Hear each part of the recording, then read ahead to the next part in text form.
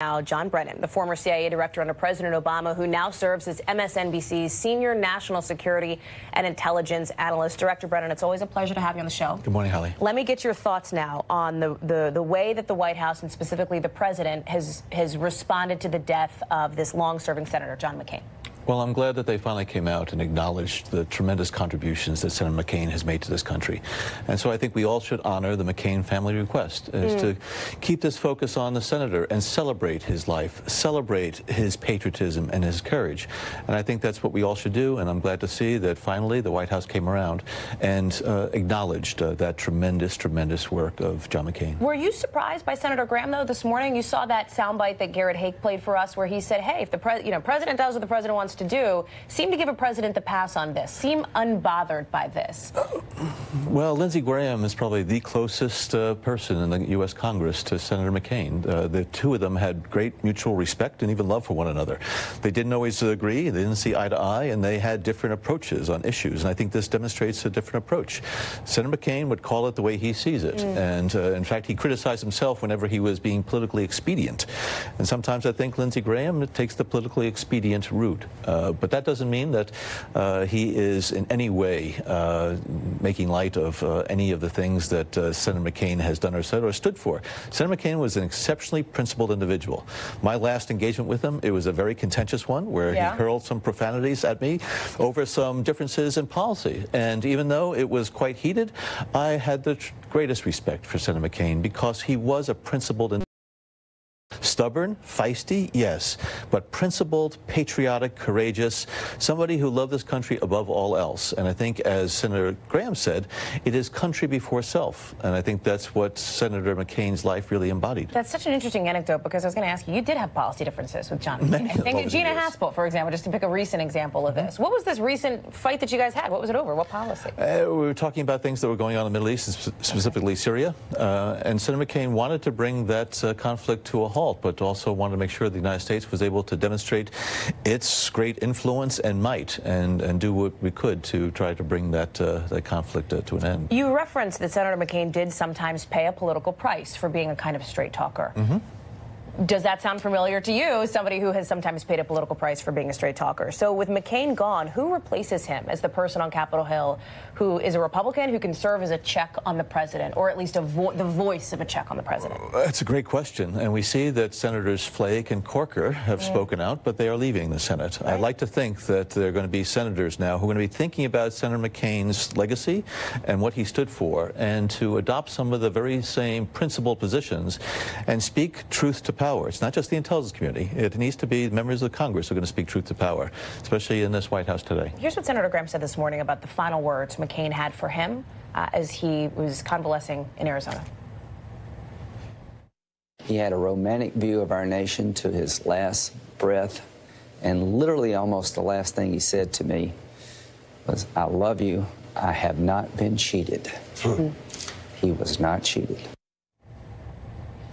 John McCain was not cheated. His life was one great example of what a lifetime of service means, and I think we should all look up to him as a very shining example of what an American it can be. I want to move on to one more topic, but before I do, let me just make clear here. You has not been afraid, obviously, to criticize this president. But what I'm hearing from you in this discussion is that you're not going to criticize the president for how he responded to the death of John McCain. Right now, I'm going to celebrate John McCain's life. Okay. Let me ask you about something else that's happening on Capitol Hill. Bruce Orr is appearing behind closed doors. He, of course, is this DOJ official. The president has threatened to strip his security clearance. Obviously, your security clearance has already been stripped. You are not a current official. You're a former official. Bruce Orr is not. Yeah. Let me play what Mark Meadows had to say just a couple of seconds ago on the Hill regarding this closed-door meetings, because this is something that conservatives in particular have really seized on. Watch. Yeah. Based on what I've seen, unless Bruce Orr was instructed to do what he did, then certainly he should be fired, because it means that not only was he coordinating with Christopher Steele, who had been terminated by the FBI, but coordinating with him multiple times after that termination. Or, of course, part of referencing his work on the Russia investigation, et cetera, Director. It's my understanding that everything that Bruce Orr did was approved and known to senior Department of Justice officials, coordinated closely with the FBI. So I think this is something that, will have to be looked at. I don't know all the facts here, but I think some of the facts that are being purported by some members of Congress may not, in fact, be the actual facts. President Trump threatened to strip your security clearance, and then he did. President Trump has threatened to strip Bruce Orr's security clearance. What happens next? I don't know. The only thing I've heard about my security clearances from the government is when Sarah Huckabee Sanders said at the podium that my clearance has been stripped. I have not been contacted by anybody at all, either before or since then.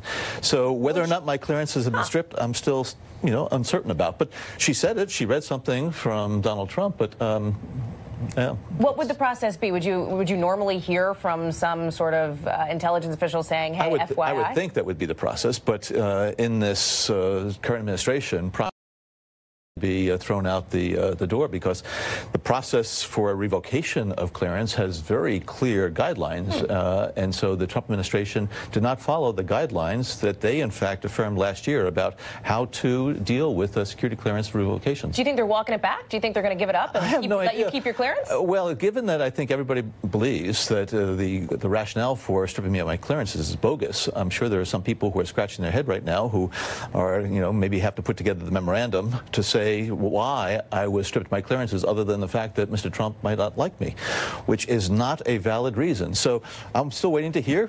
They have my contact information, but I have not yet heard yet. To be continued, Director. Thank you very much for coming on. Thanks, and for sharing your thoughts and memories of John McCain as well. We appreciate it. Thank you. Coming up next, in just a few hours, former President Jimmy Carter, by the way, joins Andrea Mitchell to talk more about John McCain's legacy. Do not miss it. Noon Eastern time, less than 2 hours away, right here on MSNBC. Plus, heading for round two, Paul Manafort's lawyers back in court, prepping for his second trial. What we know now about the last-ditch push to try to cut a deal and why that ultimately failed. And beyond repair, that's how one senator is describing the relationship between the president and his attorney general. So, how long can Jeff Sessions hang on?